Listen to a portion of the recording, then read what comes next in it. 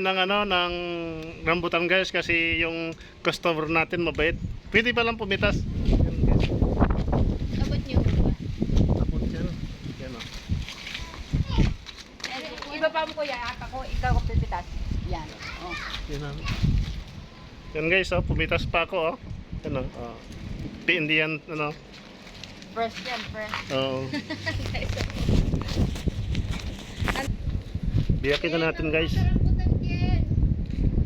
Para matikman. Oo.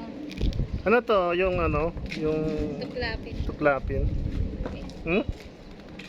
Kaya kayo, mag-deliver na lang kayo para masubukan nyo yung ginagawa namin, no?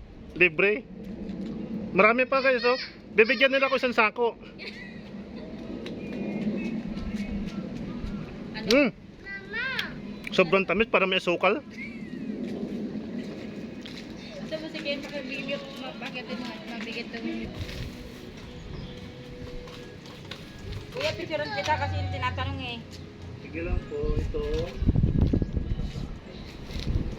Kuya.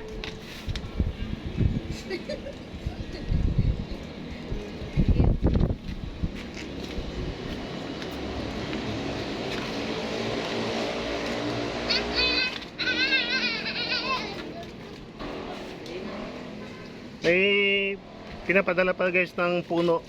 Rambutan, saka puno ng rambutan. Yan.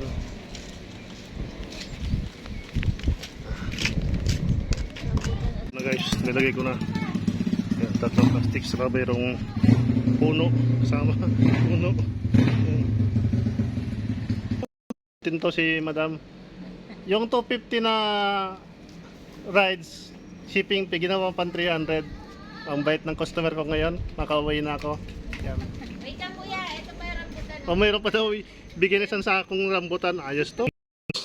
Hanggang ngayon kumakain pa ako ng rambutan. Isang sakong rambutan.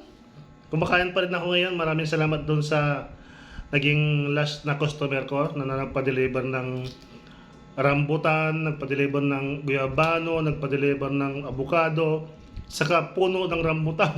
Grabe. Bumawi naman guys.